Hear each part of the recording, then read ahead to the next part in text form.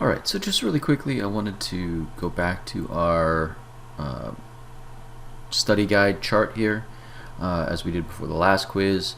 And what I've done here is I have highlighted in green all of the terms that you really should know and that are relevant to the quiz that you're going to be taking this week.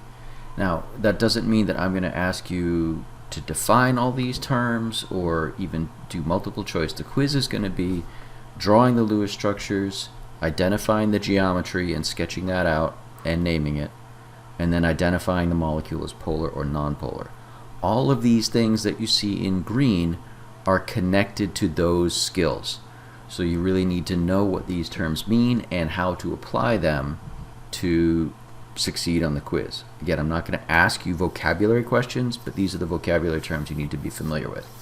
The things in blue are terms and concepts that we have studied before, which again you should hopefully have over on the left hand side of this chart, but they are not directly connected to the stuff that we're going to be doing.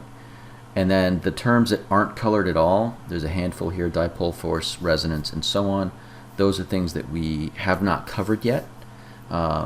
These were some things that I think I mentioned we normally would do at the end of this unit, but we reorganized some things in the last at the end of last year, getting ready for this year, and these terms became part of another unit, which we will talk about later.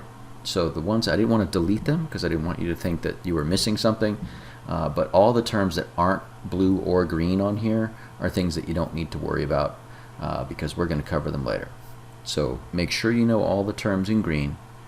You really should know the terms in blue already, but if you don't, that's not necessarily going to hurt you on this quiz because that's stuff from previous units. It's all connected, but it's not all directly relevant to what I'm quizzing you on this week. So hopefully that will help you see what you need to study, look up these terms if you need to.